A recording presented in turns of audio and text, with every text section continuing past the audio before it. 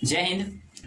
12 और 11 यानी 11-12 दोनों के लिए है ये जैव विविधता। और पाठ का नाम है जैव विविधता यानी बायोडायवर्सिटी।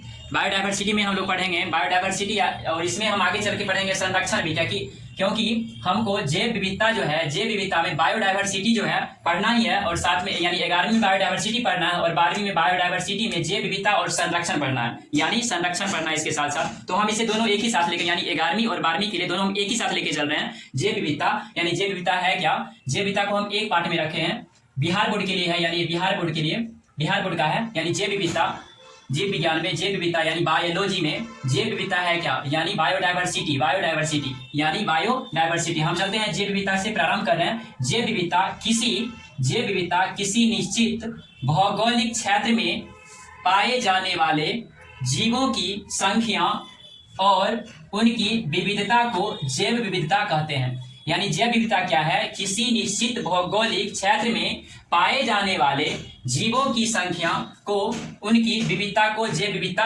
कहते हैं। आगे दूसरा नंबर में जैव विविधता जो है, जैव विविधता दो शब्दों के मेल से बना है। जैव विविधता दो शब्दों को मेल से बना है, यानी बायो का अर्थ है जीव, तथा डायवर्सिटी का अर्थ है विविधता। यानी हम दोबारा पढ़ लेते हैं, जैव विविधता दो शब्दों को मेल से बना है। बायो का अर्थ होता है यानी जीव, तथा डायवर्सिटी का अर्थ होता है विविधता। अब हम तीसरा नंबर में चलेंगे। जैव विविधता का संबंध पौधों के प्रकार, प्राणियों, सूक्ष्म जीवाणुओं, आनुवांशिकी द्वारा निर्मित पारितंत्र यानी पारिस्थितिक तंत्र से है। क्या है जैव विविधता में, यानी जैव विविधता को जो संबंध है पौधों के प्रकार, प्राणियों, सूक्ष्म जीवाणुओं, आनुवांशिक द्वारा निर्मित पारितंत्र यानी पारिस्थितिक तंत्र से है। चौथा नंबर में जैव विविधता पृथ्वी पर पाए जाने वाले जीवधारियों की परिवर्तनशील एक ही प्रजाति तथा विभिन्न प्रजातियों में परिवर्तनशीलता एवं विभिन्न पारितंत्रों यानी पारिस्थितिक तंत्रों में विविधता से संबंधित। यानी जैव विविधता की पृथ्वी पर पाए जाने वाले जीवधारियों की परिवर्तनशील एवं एक ही प्रजाति तथा विभिन्न प्रजातियों में परिवर्तनशील एवं विभिन्न पारितंत्रियों में विविधता से संबंधित है। पांचवा नंबर में जैव विविधता सजीव संपदा है। जैव विविधता क्या है, जैव विविधता सजीव संपदा है जो लाखों वर्षों के इतिहास का परिणाम है। छठा नंबर में आज से जैव विविधता है, यानी आज जो जैव विविधता है वह 2.5 से 3.5 अरब वर्षों के विविधता का परिणाम स्वरूप हमें प्राप्त है। आज जो हमारे पास जैव विविधता है यानी बायोडायवर्सिटी है, वह यानी 2.5 से 3.5 अरब वर्षों के विकास का परिणाम स्वरूप हमें प्राप्त है। विश्व में अनेक प्रकार के जीव जंतु पाए जाते हैं। विश्व में अनेक प्रकार के जीव जंतु पाए जाते हैं। इनमें वनस्पति समुदाय को जो जीव हैं, वनस्पति समुदाय को जीव को फ्लोरा कहा जाता है, यानी इसे फ्लोरा कहा जाता है, तथा जंतु समुदाय को जो है उसे फाना कहते हैं। यानी आगे जो है 8 नंबर जैव विविधता में तेजी से कमी आने लगी है। यानी जैव विविधता में तेजी से कमी आने लगी है, इसका कारण हम मानव हैं। यानी जैव विविधता में जो तेजी से कमी आने लगी है, इसका कारण हम मानव हैं क्योंकि किसी एक या अन्य प्रजाति का आवश्यकता से अधिक, यानी किसी एक या अन्य प्रजाति का आवश्यकता से अधिक उपयोग में लाने से वह लुप्त होने लगी है। यानी किसी एक जीव को आवश्यकता से अधिक उपयोग में लाने से वह विलुप्त होने लगी, यानी समाप्त होने लगी है, उस प्रजाति का ह्रास होते गया है।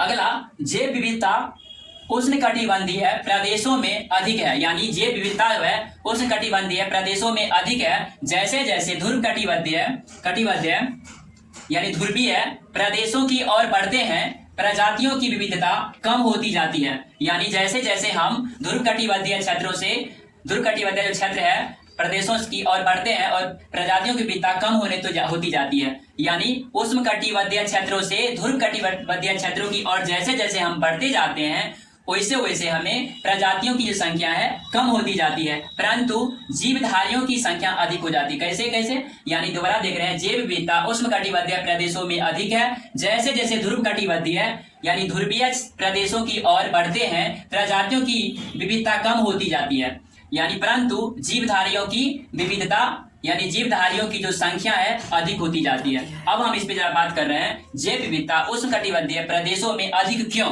यानी उष्णकटिबंधीय क्षेत्रों में अधिक क्यों, इस पे विचार करते हैं।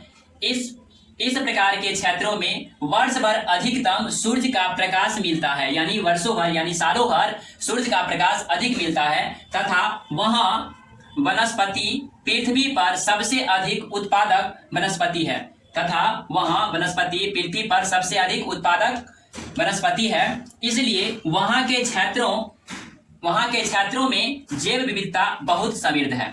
अब हम इस पे बात करें, उष्णकटिबंधीय क्षेत्र जो है वह कहाँ है, यानी किस किस राज्य या किस किस देश में है। तो उष्णकटिबंधीय क्षेत्र जो प्रदेश हैं, अफ्रीका है, एशिया, दक्षिण अमेरिका, ऑस्ट्रेलिया और उत्तरी अमेरिका के कुछ हिस्से हैं। इसके बाद भारत की अगर बात की जाए, भारत की उष्णकटिबंधीय वनस्पति क्षेत्र जो है असम, नागालैंड, मिजोरम, त्रिपुरा और मेघालय के साथ साथ अरुणाचल प्रदेश के मैदानी क्षेत्र शामिल हैं।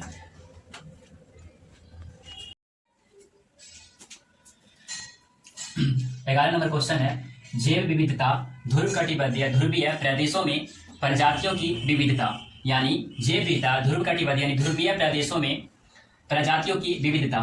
जैसे जैसे हम उष्णकटिबंधीय क्षेत्रों में यानी ध्रुवकटिबंधीय ध्रुवों की ओर बढ़ते हैं तो तापमान में गिरावट आने के कारण जैव विविधता में कमी आती है, जिससे अधिकांश जीवधारियों के जीवित रहने के लिए परिस्थितियां प्रतिकूल होती जाती है।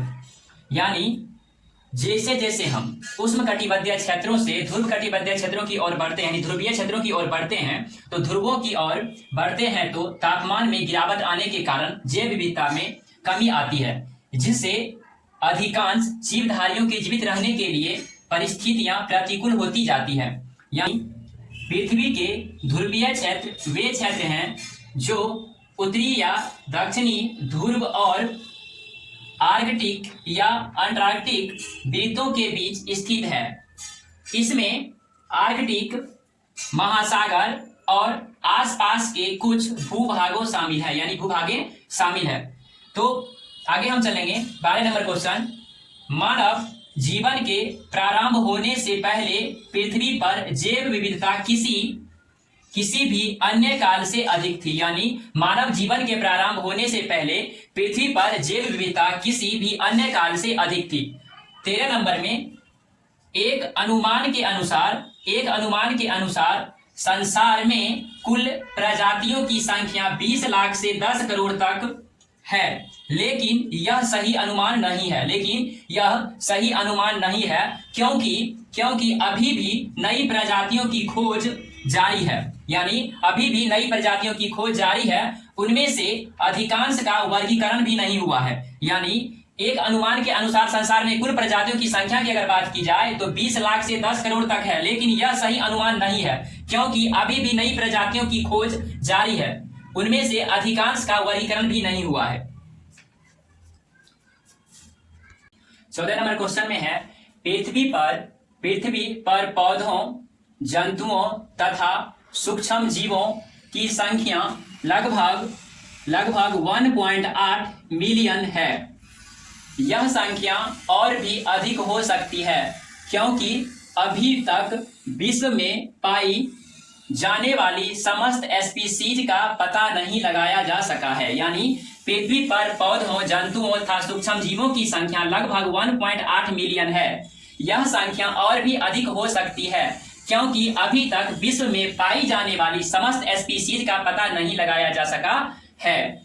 15 नंबर में भारतवर्ष में 18 सुरक्षित जैव मंडल है, यानी भारतवर्ष में 18 सुरक्षित जैव मंडल है। इसे इंग्लिश में बायोस्फीयर कहते हैं, यानी इसे इंग्लिश में हम बायोस्फीयर कहते हैं। और बायोस्फीयर की संख्या जो भारत में है 18 है, ठीक है, 18 है।